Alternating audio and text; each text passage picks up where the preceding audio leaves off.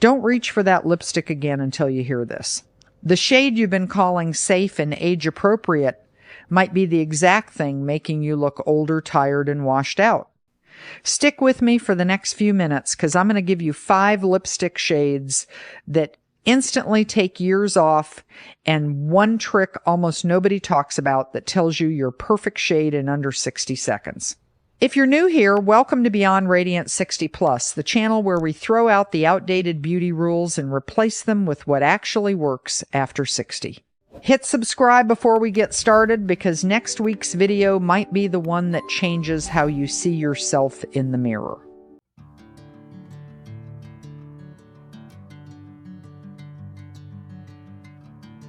Let's start with the shade sitting in almost every purse in this audience right now.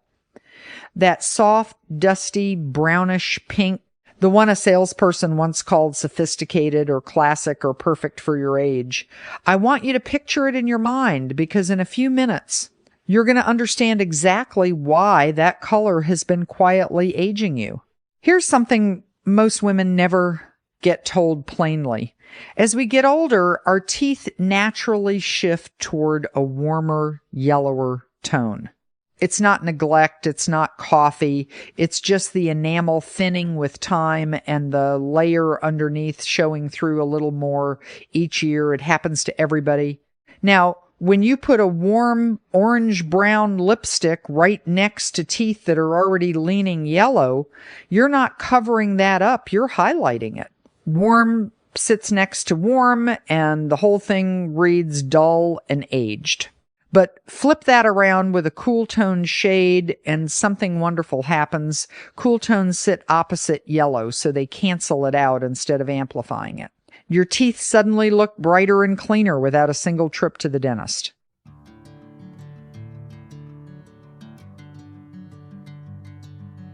So shade number 1 on your list is a true blue-based red. Not brick, not orange red, but a red that leans just slightly cool, almost like a ripe cherry. I know what some of you are thinking right now. A bold red at my age? I used to think the exact same thing until I actually tried one on and realized I'd been avoiding the most flattering color available to me because someone, somewhere, decided women past a certain age should shrink into the background. A cool red doesn't shout trying too hard. Worn softly, even pressed on with a fingertip and blotted down, it brightens your whole face in seconds. Every glamorous woman you've ever admired from the golden age of film wore some version of this red, never orange, always that confident, cool undertone.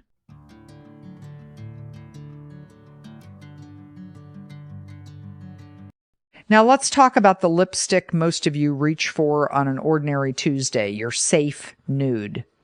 Here's the problem nobody explains at the counter. Most nudes made for mature women are what makeup artists privately call disappearing shades grayish beige, the color of putty. They're designed to blend your lips into your skin. And here's the cruel part, your lips are already fading on their own. As we age, the natural rosy pigment in our lips lightens, and the crisp outline of the lip, that clean border, softens. So piling a gray-beige nude on top of lips that are already losing color and shape erases whatever definition you had left.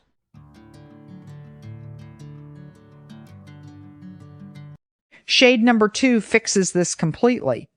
Think of it as your lips but younger. A soft rose, a warm berry pink with just a touch of cool underneath. Not brown, not beige, a color that mimics what your natural lip color looked like years ago, back when there was more pigment and more life in it. From across a room, it reads completely natural. Up close, it gives back exactly what time has been quietly taking away.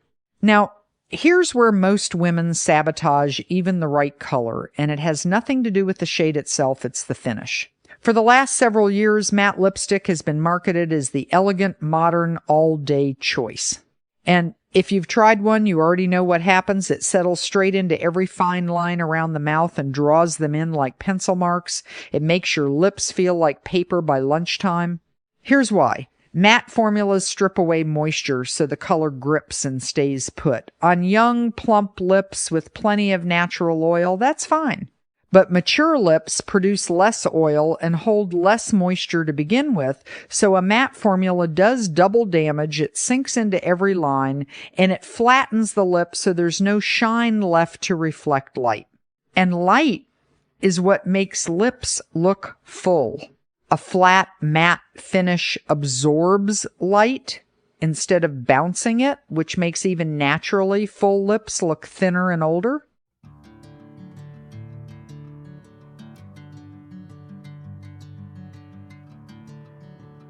So here's correction number 3, and it applies to every shade we've talked about so far. Skip matte entirely.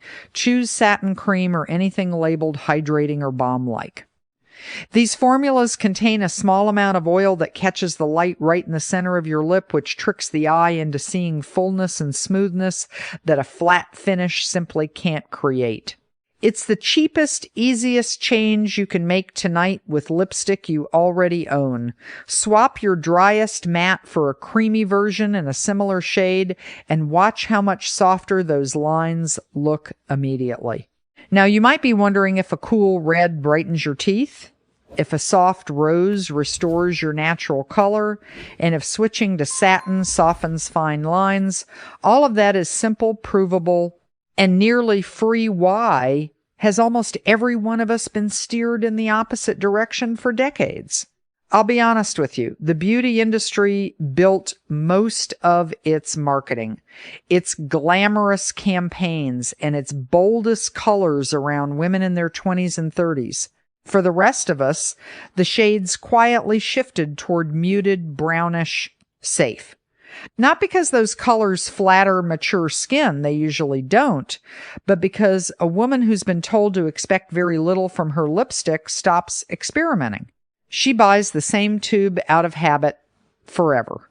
That's a much easier customer to keep than one who knows exactly what looks good on her and refuses to settle for less. I'm not saying there's a secret meeting where executives plot against your lipstick drawer. It's simpler than that. Nobody bothered to design specifically for us, so we got handed the leftovers and a flattering name for them. Classic, tasteful, age-appropriate.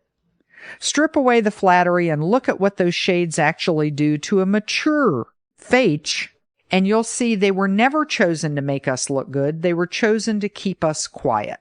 Now, before you assume this all requires a shopping trip, it doesn't. Almost everything I've told you so far can be done with lipsticks already sitting in your bag tonight. Go get that little zippered pouch and tip it out on the counter. Look at each tube with new eyes. First, find anything labeled satin, cream, moisturizing, or balm, or anything that feels soft and slightly slippery when you dab it on the back of your hand. Set those aside. Those are your youth-restoring finishes, and you already own them. Next, hold each color up near a window in natural daylight, never under a yellow bulb. Ask yourself one simple question. Does this lean, warm, like cinnamon or terracotta?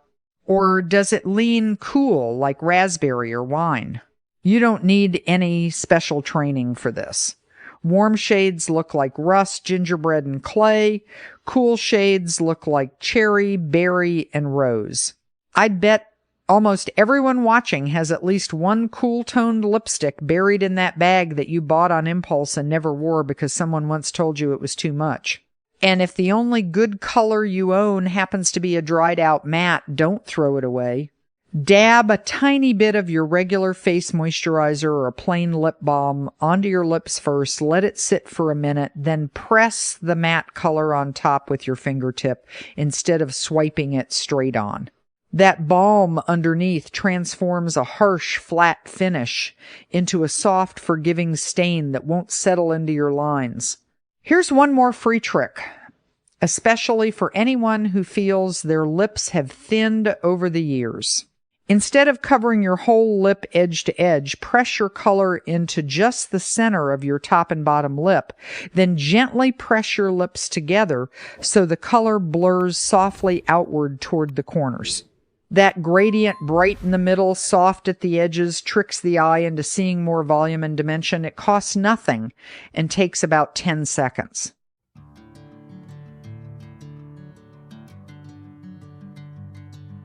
Now, let's cover the two shades that solve the situations most women run into. Shade number 4 is for those of you with warm, golden, or olive undertones. Not everyone should reach for an icy cool red if your skin runs warm. A stark blue red can look harsh instead of flattering. Your shade is a soft coral rose, warm enough to feel natural on your skin, but clean and bright enough that it still lifts your whole face instead of dragging it down. Think of the inside of a seashell, not the outside of a clay pot. The mistake warm-toned women usually make isn't wearing warm color, it's wearing muddy, flat warm color. Keep the warmth, lose the mud, and your whole face looks lit from within.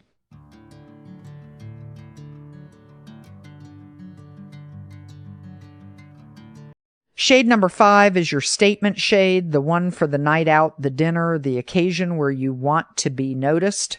It's a deep, rich berry or soft wine, always in that satin finish, never flat matte. Not a dark, vampy plum, but something closer to a ripe blackberry or a glass of good red wine held up to the light. This is the exact shade most women our age get warned away from too dramatic, too much. It's actually the opposite. On a mature face, a rich, cool berry looks deliberate, elegant, and quietly powerful.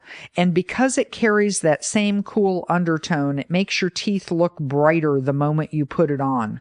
So here's your full list. A cool blue red for everyday wear, a rosy berry pink for a natural look, a coral rose if your undertone runs warm, a deep berry wine for evenings, and satin or cream finish on every single one of them, never matte. Now, the bonus trick, I promise, the one thing that tells you your ideal shade almost instantly, no color chart, no consultation needed. Gently pull down your lower lip and look at the natural color of the inner lip right near your gum line in good daylight. That color is your body's true undertone made visible, and it's the most honest reading you'll ever get of whether you lean, warm, or cool. If that inner color looks like a cool bluish pink or raspberry, your best shades are the reds, berries, and wine tones. A warm brown will always work against you. If it leans more coral, salmon, or peachy, your harmony lives in the warm rose and coral family, and an icy red will look too harsh. When you match your lipstick to that living color and go just one shade brighter, it never looks like the wrong color because it's essentially your own natural pigment turned back up to where it used to be. You're not painting on a mask. You're restoring what time has gradually faded. Here's what I really want you to take from today, though, and it isn't about lipstick at all. For a long time, so many of us were taught that fading quietly, choosing the safest, dullest option, was somehow the graceful thing to do. It isn't. Reaching for color again isn't trying too hard. It's proof you're still here, still paying attention, still choosing yourself. So tonight, do the 2-minute test. Check your inner lip color, then match it to one of the 5 shades we talked about in a satin or cream finish. Throw the tired, tea-colored beige to the back of the drawer where it belongs. You won't miss it. Now, I want to hear from you. Tell me in the comments what's the one lipstick shade someone once told you was too bright or too much for your age. The one you put back on the shelf even though you loved it? Name the color. I read every single comment, and I promise you are not the only woman who let a good red go. If this helped you, hit subscribe to Beyond Radiant 60 Plus so you don't miss what's coming next. Because next time we're tackling the one thing about your eyebrows after 60 that ages you faster than gray hair ever could, and the 10-second fix nobody at the makeup counter will ever mention, because there's no expensive product attached to it. I'll see you there.